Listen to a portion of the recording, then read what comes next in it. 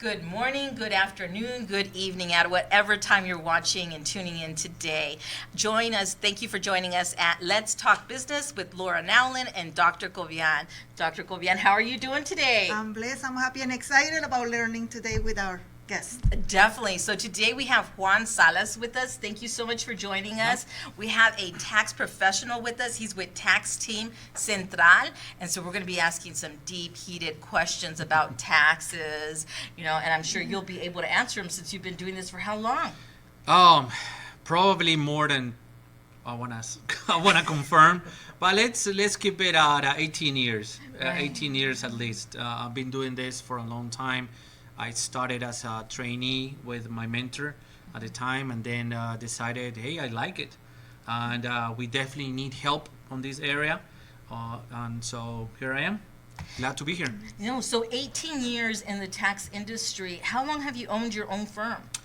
About this is gonna be my 4th year. I Okay, think so. great. Yes. Great. yes. And what side of town are you located right now in Las Vegas? Our practice is a little bit different because we are everywhere. Mm-hmm. We have pushed the virtual service a lot. We have a local office on Lake Mead and Buffalo area, Okay. but we try to keep everything virtual. So we understand the small business owners are busy. Right. They don't want to be sitting while do their numbers. Mhm. So what we do, we have very secure client portal. You upload information, then we come back with your documents, and we can review it with Zoom or Google Meet over the phone. And if you agree with everything, you don't have any changes, we proceed with your signature and file the taxes. Right. So then you're not just doing taxes, you're also doing what other services? We have a bookkeeping service. Okay. We have some colleagues that help us with payroll as well. Okay. In the tax practice, you get to know a lot of good small business services. Mhm. So we try to promote those services as well from our clients. So yeah, we might know somebody that knows somebody, Right. So it is fun. It is fun, and but we focus more on personal and small business taxes. Great. So what to you is a small business? Because, it all depends on who's defining it. We define it as less than 10 employees. Those are the people that we're trying to help Yes. right now. But I know with the SBA, it's like 200 and some, or I don't know how many employees. Right now with technology, Yeah. I mean, you have some Uber drivers nowadays. Mhm.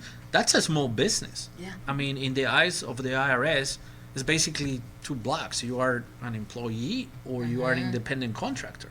Okay. So as an independent contractor, you have to follow the IRS rules for small businesses. You start paying taxes as a small business. You have to file as a small business. So the gig economy has, I think, multiplied the number of small businesses. Yeah. And nowadays, I mean, there's people that have full-time jobs and they start doing their small business activity. I might start as a hobby and then, hey, I'm good at this and I'm gonna make an extra money. And then they are full-time employees, but they also have their small businesses that needs the same compliance as a regular business. Yeah, you're also an enrolled agent, so I think that's very Yes. important to share with our audience, because if you could tell us maybe the difference between an enrolled agent to a CPA. So they are both good practices on the tax industry, Okay. but they follow different paths. Okay. So enrolled agents, we have to pass certain certifications, actually 3 exams with the IRS about personal taxes, business taxes, and ethics. We get, the approval of the IRS. We know what we do, basically, and we can practice worldwide. So I have Nice. clients in South America, Central America, Florida, Texas, all over the state.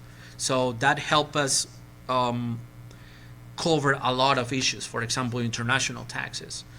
We have a lot of people coming in to invest in the U.S., rental properties, and things like that. And there are some collaboration between small businesses here and other small businesses outside the U.S. So yes, we can emphasize on the whole tax aspect worldwide. I think that's one of the major differences. But definitely you have to interview somebody that you want to work with for your taxes.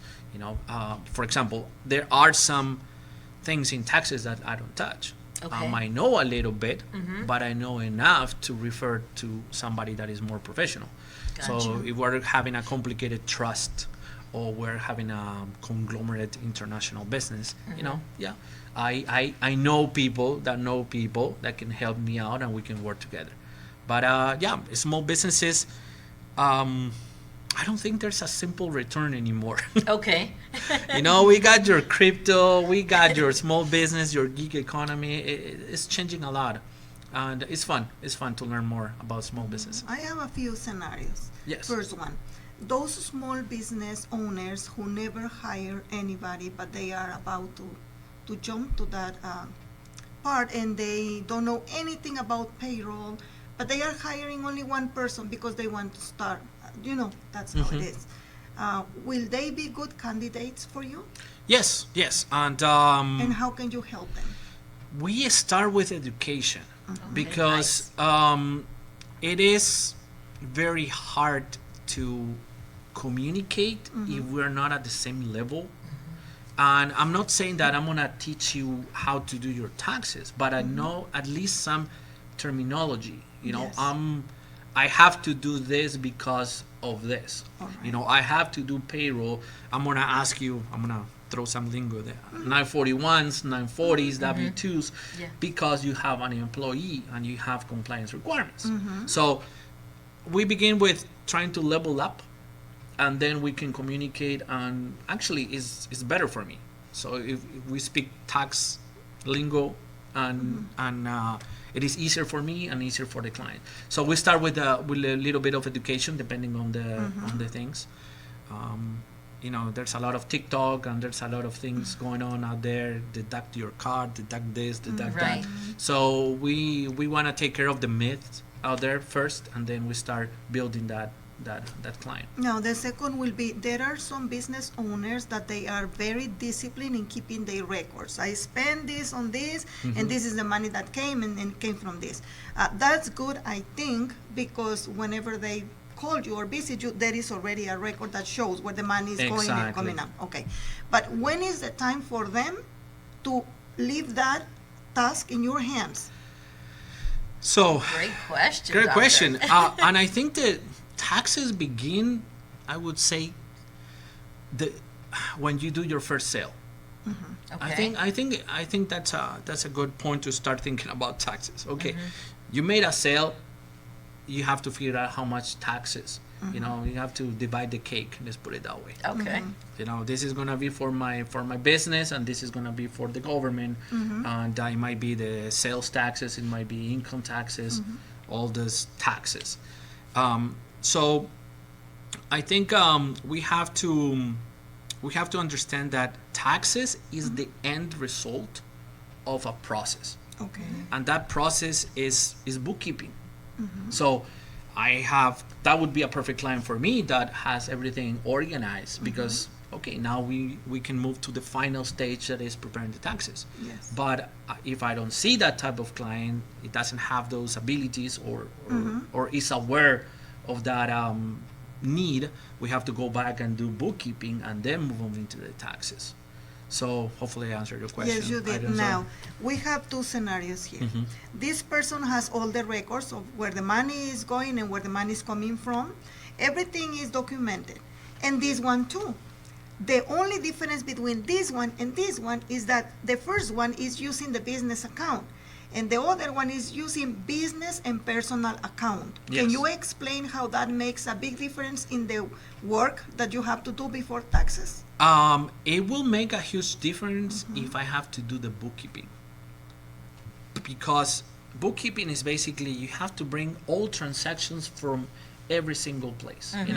Your personal credit card, the loan from your family member, the bank was closed, I don't have my ATM card, I'm gonna deposit this sale on my personal account, and then tomorrow I'm gonna move it to there. Or you have cash on your hands and doesn't make it to the bank because you have to pay somebody on the way to the Yeah. bank. It happens. It really happens. So we understand that. So part of the education is you have to get organized, and if it happened, if life happens and you were not organized, okay, we're gonna work with that. We're gonna take the time. We're not gonna do the taxes because we're not ready. So we're gonna go back and do the bookkeeping, find out all the deductions because in an average, a deduction can save you, let's say, what, 25%?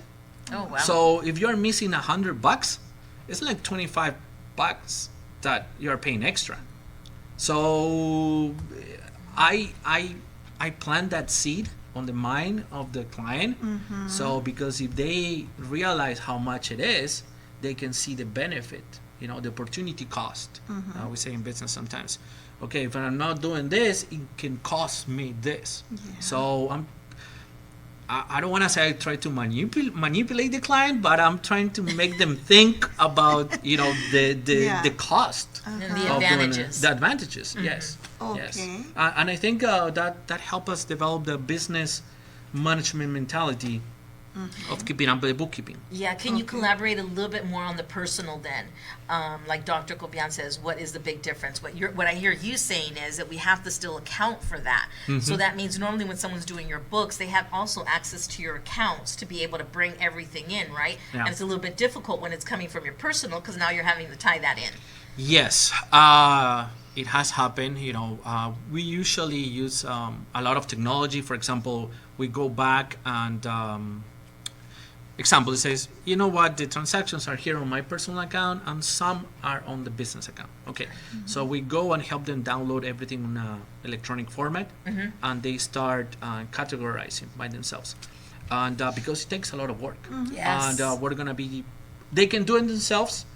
It's going to be a good practice for them to understand the whole process, and it's going to save them money if they do it. I'm not going to do that. The experience of categorizing your expenses as a small business, I think it's a great benefit early on, so you understand what's going on the whole process. And sometimes I find out, I see the transactions and dude, you gotta cut off on some, McDonald's, or because we have a lot of information. We have access to a lot of information. Dr. Copian, did you have another question? We have a few minutes before we go to commercial. Yes, okay. So we have a business owner who wants to hire you because wants to do everything right. And this business owner is like, I'm gonna put like if I am the one, Yes. okay? And I said, okay, Mr. Salas, I just opened my business and I want to do everything straight and correctly. I want to work with you. Will you recommend me a software so that I can keep everything organized and send it to you so that I can make your work easier and you can get the best benefits for me? Will you coach this person? Because you mentioned education in the Yes. beginning, and that's why I'm asking this. Yes. Because I want the audience to feel secure to call you and know that you will know which software to recommend and which way for every business. That's the reason why I'm asking. Yeah, this I think question. it depends a lot on the type of business, but we will probably begin with an interview. How good are you with computer? I mean, this is gonna be the skills that are required for you to accomplish the bookkeeping. Do you want to do it? Do you want to learn? Or you want to subcontract that service? So, for example, we might say, okay, you know what, QuickBooks is better fit for your line of business. Or if you are very tight on a budget, maybe a free software like Wave or Zero. So we probably help you on the setup, so you have the right setup and start entering information in the right places. And if you don't need the assistance of a monthly bookkeeper, hey, we might come back and see you in a month, 2 months, or 3 months when you have to do your estimated tax payments. So it really fits. It depends on the customer. It really depends on the customer. We can take 100% of the load. I mean, if you want, we have the right people, we have the technology, everything. We can take everything out. But there's a lot of benefit of knowing what's going on with the bookkeeping as a management. Really quick. Yeah. Okay, before we go to Really commercial. quick. Now, I am that business owner, old school, who can let go of the control. and I'm going to tell you, Mr. Salas, I'd rather have my notes and everything in writing and give it to you by the end of the year. Is that going to cost Yes. me more? No, it's not gonna cost you more. But I have a client. He has a mobile car wash, and you remember the green accounting books, the pages that are this big. Yeah, I remember. He does that. So he has every page for a Yeah, I month, remember because I and studied then that. and then he flips it over, and there's a total.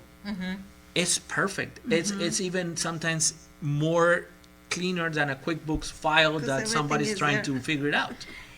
So yes, I will take that as a summary. We scan the document, and we prepare the taxes based on that. Well, we're going to go ahead and go to commercial. I've been taking a lot of notes. I hope you're taking notes as well. And then when we come back for commercial, I want you to tell us about maybe those clients that come in with a shoebox full of receipts. What do you do then? But we'll be right back. Hello, this is Dr. Kovian. I am a naturopath or a doctor in natural medicine, a holistic practitioner, and I specialize in uncovering the root causes of your symptoms of health problems. How do I do that?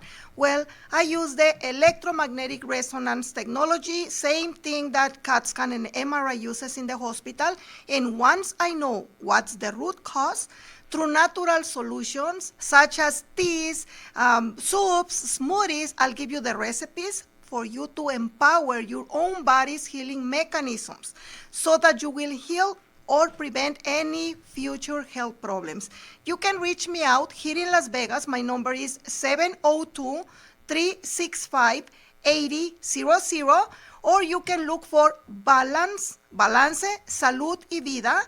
I have a website, I have social media, but 702-365-8000 is the best way to reach out to me. I will help you better your health, prevent any illness, increase your energy levels, reduce inflammation, pain. You will feel amazing. It will be a pleasure to serve you. Introducing See Us Now Staffing, led by yours truly, Laura Nowlin. As the founder and president, I bring over 17 years of expertise in sourcing for talent, building winning teams of professionals, marketing, and workforce development. At See Us Now Staffing, we're not just a staffing agency. We're your strategic partner in building a winning team of professionals for your business. My passion for community service extends to connecting entrepreneurs with local resources. Recognized by the Small Business Administration as the 2022 Nevada Family-Owned Business of the Year, we're not just changing the workforce landscape, we're defining it. So welcome back to Let's Talk Business with Laura Nowlin and Dr. Govian. And we have here Juan Salas with us talking to us about taxes. And so my last question before we went to commercial was, what do you do with that client that comes in with a shoebox full of receipts? Does that still actually happen? I close my eyes and I breathe deeply.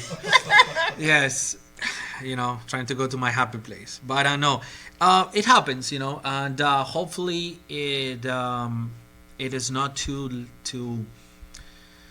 much time into the business, or we're not against the clock on filing the taxes and things like that, because we have to make a decision.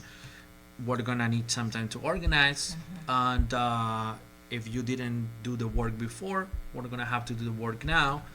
We might have to file an extension, for example, and then figure it out, because the risk of doing the bookkeeping wrong is gonna be reflected on the taxes. The taxes are going to be wrong, so we cannot sign a wrong return. Better ask for more time. So we might receipts are very important. Yes. Because if you get audited, they're going to ask for those receipts. I understand in the bank financial statement in the bank says a lot of the transactions, but let's give you an example. I work for you, right? And I come back and you say me, hey, here's $100. Take care. You're gonna go and visit with a client and then come back with whatever results and changes. So I come back with basically a summary saying, hey, I spent $80 in Walmart buying supplies. Do you want to know what I bought in Walmart actually? Yes. Or do you gonna just trust me of No, I want to see. No. Exactly. Because you probably bought shoes, or you probably bought a Exactly. shirt. It had nothing to do with Yeah, I probably bought a bottle of wine or maybe something, something that's that the is not reason. related to the business. Right. You wanna reimburse me for actual business expenses. That's the reason why IRS wants to see the Exactly, receipt. because in Amazon, in Walmart, everywhere. That's I mean, in amazing. Office Depot, you can buy a personal computer, you can buy a chair for your living room, anything. So that's the whole point of keeping up the good records. Right. And what's a good way? What advice could you give the small business owner as they're using their credit card, taking someone out to eat? What should they do? Use What is the process? technology. Use technology. Yeah. It's a process. Yeah, I mean, we have the technology. We can scan the receipts with the software out there. Right. And or you have if you have little ones, 14, 16-year-old, they can help you out, and maybe it's an extra expense for your business. You can employ your family members that way. Right. So, hey, sort out all the receipts, start taking pictures, and send an email to yourself. For example, these are the receipts for the week of March. Yes. So, picture, and those receipts will never get erased because What- they are on your email. What are the possibilities of a business to be audited by the IRS? Because there is a lot of ideas out there. Maybe I'm a They're small out to get us. business. Yeah. They're out to I get mean, us. some people will say I'm a very small business and I don't make a lot of money, so I don't think I will ever be outed. But what if? I mean, I don't know. That's why There's I'm a asking. lot of under-reporting of income. There's a lot of bad returns out there. So the IRS has the job of trying to find those people. And Right. sometimes in the process, they might ask people that are doing everything correctly, and it happens.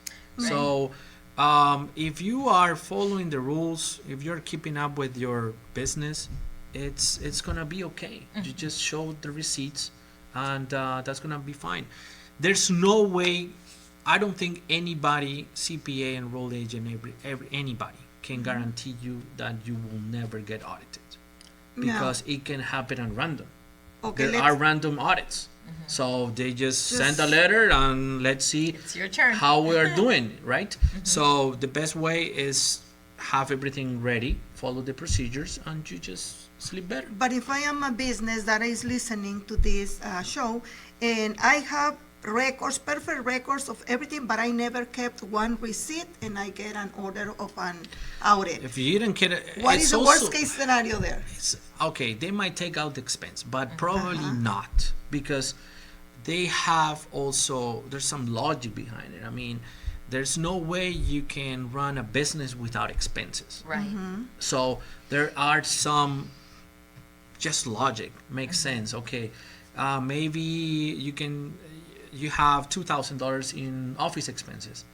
You have receipts for $1,850. You know what?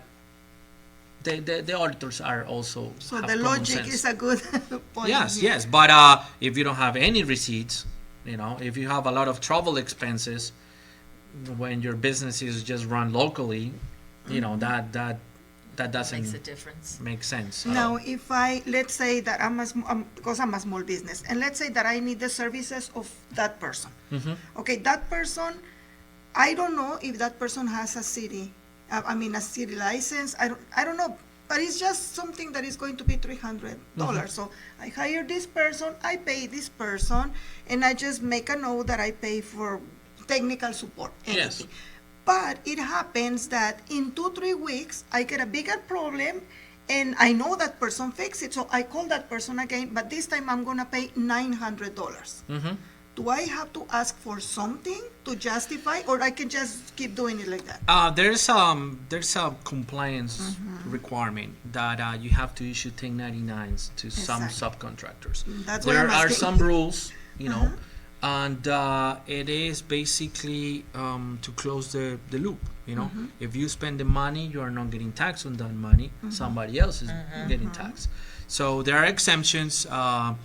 For example, if somebody charges you through a credit card, the credit card processing is going to report that income to the IRS already. So there are some exemptions as well regarding that 1099 requirement. For example, for S corporations and for C corporations as well.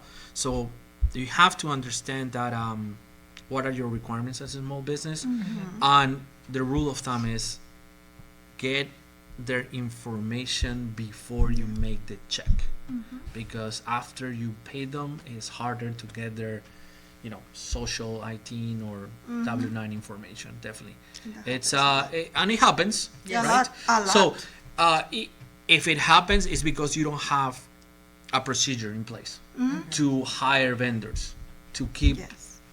track of that vendor and receipts. And also we use Zelle a lot nowadays. Yes, even Technology. business. Yeah. There's We there's take a- Zelle payments, and it's easier because you write it on their phone and you can write down the motive, the explanation, and use that. as But well. even if I pay this, and I'm gonna keep with the same, Sure. people, even if I pay this person 2 times on sale, I still don't have the information of the company if I don't get the form you just mentioned, right? But why you didn't ask them is the question. You know now. Right, So that we should be asking. yeah, definitely. It's like, okay, we're gonna do business. Okay, give me your proposal. Okay, and by the way, here's a W-9. Sign it and date it. W9. No, oh, I'm gonna get it later. Blah blah blah. I'll get your payment later as well. So you That's, have that's to, a good thing. or sometimes I tell people, blame your tax guy. Right, my My tax tax guy told wants me, it. yeah, He needs it. yeah, And- yeah. and He's it not does gonna work. make. Yeah, let me do the check before I get this. Blah blah blah blah. Okay, Yeah. you can blame me, no problem. Yeah, the most important question that I wanted to ask today, Mr. Salas, is this. So, I have a business owner who does not sell any products. Okay. It sells services. It comes the end of the year. How are the taxes of this person as a business owner going to be different from anybody who doesn't have business? It's gonna be very similar to everybody because it's income. It is earned income, whatever you provided a product or a service. So you have to report all your income, whatever is cash, checks, sale payments, everything, your necessary and ordinary expenses to come up with your taxable gain. So whatever you, sometimes I make a joke. There are like 3 times you make money. It's you are an employee, you are independent contractor, or in Spanish we say mantenido. It's like somebody that supports you. Right, You're working right. for free. So you're making money under those categories. And probably if you are not an employee, you're an independent contractor. So you have to understand how to pay your taxes. And we see a lot of mistakes in that part. Taxes sometimes are not the problem. The problem is the price that you're charging for your services or your product. Because people do not count taxes as part of their cost of providing services. And it is a cost. It's like 20, I don't have to tell you, Yeah. So you have to, sometimes the small businesses come to us and they tell us, after income, after expenses, now I have to pay 25% of whatever I make. Yes, that's the rule. Right. But it's not gonna be anything left over for me. So the problem is not the taxes. The problem was the price at the beginning. So you are not charging enough to make a sustainable business. That's kind of the background problem. How Yeah. interesting. Last question before we actually end, and God, our time has just flown away. When does someone know that they have to do taxes? Is as a small business owner, is it just once they make that sale? Because let's say they have no sales for that year, do they still have to file a tax return? Yes, probably if you have some expenses that you can push forward for Okay. future years, by losses that you can carry forward. Okay. Yes, let's do a tax return, and that will depend on the type of structure. We can. There's a lot of tax structures, but definitely, for example, partnerships, and they have to file, and you have to make sure that you are aware of all your income and expenses and how you can comply with and take advantage of the tax code. Right, Yeah, definitely. now the tax code has very nice rules that help you pay less taxes. So let's not only close your mind on your obligations, also there are opportunities to save taxes To and to save build like your that. wealth and things like that. Yeah, you make me feel so comfortable now with taxes and tax return. Juan. Yeah, it Thank is you. part of life. I mean, we're not gonna go in. If you're in the small business area, you know, you gotta make friends With IRS. with your own tax situation. And not just that, when you're actually paying taxes, Hmm. that's a good thing because that means you're making Exactly. good money. If you're not paying any taxes, you should be worried Exactly. You should be because worried you're 'cause doing a losing. bad business. And it has happened that I told some clients, your tacos are great, but you are losing money a lot. So just close your business, and you want to still cooking, invite some friends over and That's it. and be happy. And be happy with Because tacos, making tacos. good tacos, Yeah. but bad business. In closing, what remarks would you like to share with our audience, and then maybe a phone number, some way that they can get a hold of you would be fabulous. Phone number 702-582-6702. Be aware that we are in tax season, so we work better with text right now. Yeah, I So bet. be patient and understand your tax situation. Look up your last year's taxes and see what has happened and what has changed, because taxes change a lot. I mean, Right. you get married, you get divorced, you have kids, then you don't have kids, and they go to college, they move somewhere else. So it really fluctuates every single year. So you have to understand a little bit so you can communicate better with your tax guy. No, well, thank you so much for your No, time. thank you for Really the do invitation. appreciate. Yes, and so hopefully you'll catch us on our next show.